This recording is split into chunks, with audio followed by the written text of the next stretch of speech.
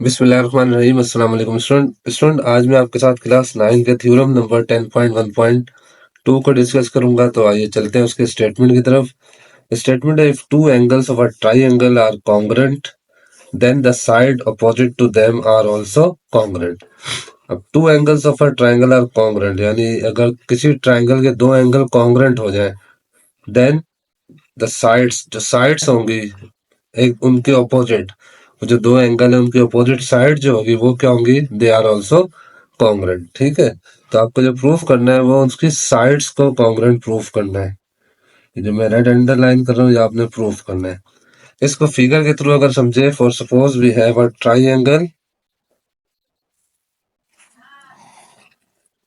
A B and C, और consider करते हैं कि ये angle B is congruent to angle C. ये हमें गिवन है।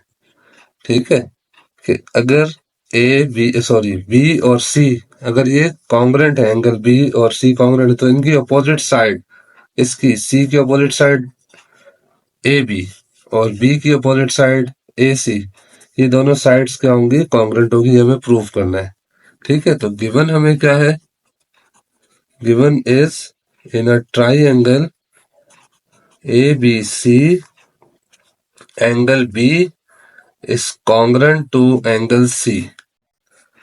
अब इसको प्रूफ करने के स्टूडेंट थोड़ी कंस्ट्रक्शन करनी है हमें, और कंस्ट्रक्शन हम क्या करेंगे, हमने इस एंगल को बाइसेक्ट करना है। एंगल ए को बाइसेक्ट करेंगे, तो यहाँ से हम एक बाइसेक्टर ड्रॉ करते हैं।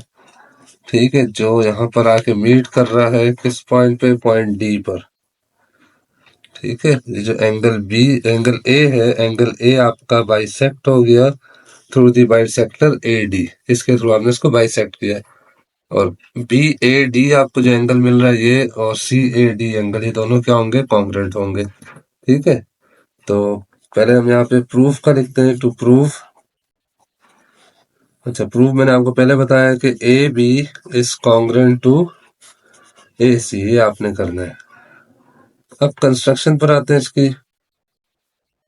क्या कंस्ट्रक्शन की हमने, कंस्ट्रक्शन में हम लिखेंगे draw the bisector of angle A which meets या meeting at point D। ठीक है, जो D पॉइंट पे मीट कर रहा है। तो ये इसकी कंस्ट्रक्शन हो गई। अब चलते हैं इसकी स्टेटमेंट और रीजन की तरफ। अब सबसे पहले जो स्टूडेंट हमारी दो ट्राइंगल बने हैं, हम उसको यानी ये जो हमारे ए डी हमारी साइड आ रही है, ये इसने क्या किया, इस ट्राइंगल को दो ट्राइंगल्स में डिवाइड कर दिया है। अब एक ट्राइंगल जो हमारा यहाँ पर है, वो ट्राइंगल हमारा है ट्राइंगल ए बी डी, जिसको हमने कॉरिस्पॉन्ड करना है ट्राइंगल ए सी डी के साथ। ठीक है, ये दो हमारे ट्राइंगल है, एक हो गया ए बी डी और दूसरा ए सी डी। अब जब हम इसकी कॉरिस्पॉन्डिंग देखेंगे स्टूडेंट, तो कॉरिस्पॉन्डेंस में सबसे पहले अगर हम बात करते हैं, angle B is congruent to angle C, तो रीजन क्या लिखेंगे हम, इट इज गिवन। नेक्स्ट फिर हम कह सकते हैं कि जो ए डी है, जो हमने कंस्ट्रक्ट की है, A D is common to A D, A D is congruent to A D. तो रीजन में भी सेम, जो मैंने कहा कॉमन है तो कॉमन हम यहाँ लिख देते हैं। ठीक है, दोबारा रिपीट कर देता हूँ। ए डी दोनों ट्राइंगल में कॉमन है, तो हमने कहा A D is congruent to A D, reason में भी हमने यहाँ कॉमन लिखा हुआ है। अब थर्ड हम यहाँ पे जो एलिमेंट कंसिडर करेंगे वो एंगल कंसिडर करेंगे। कौन सा एंगल, एंगल बी ए डी जो हमने बाइसेक्ट किया है वो, और एंगल सी ए डी, ये दोनों क्या है, कॉन्ग्रुएंट है। इसका रीजन क्या होगा, कंस्ट्रक्शन।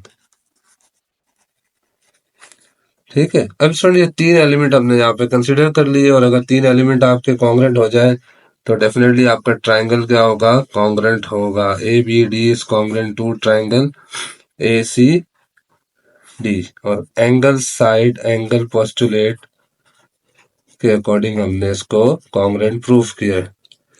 अब स्टूडेंट जब ट्राइंगल आपका कॉन्ग्रुएंट प्रूफ हो गया, देन आप कह सकते हैं जो इसकी साइड है, कौन सी साइड जो हमें प्रूफ करनी थी, A B is congruent to A C. इसका रीजन आप दे सकते हैं, यहाँ पर क्या रीजन होगा, सिंपल आप लिखेंगे कॉरेस्पॉन्डिंग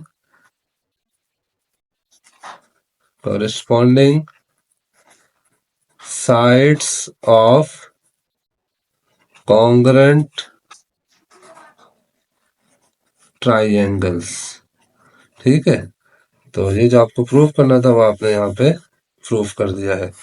तो आई होप कि ये थ्योरम भी आपको समझ आ गया होगा। बहुत ही आसान और सिंपल सा है, छोटा है, इतनी ज़्यादा इसमें कोई रीजनिंग नहीं है।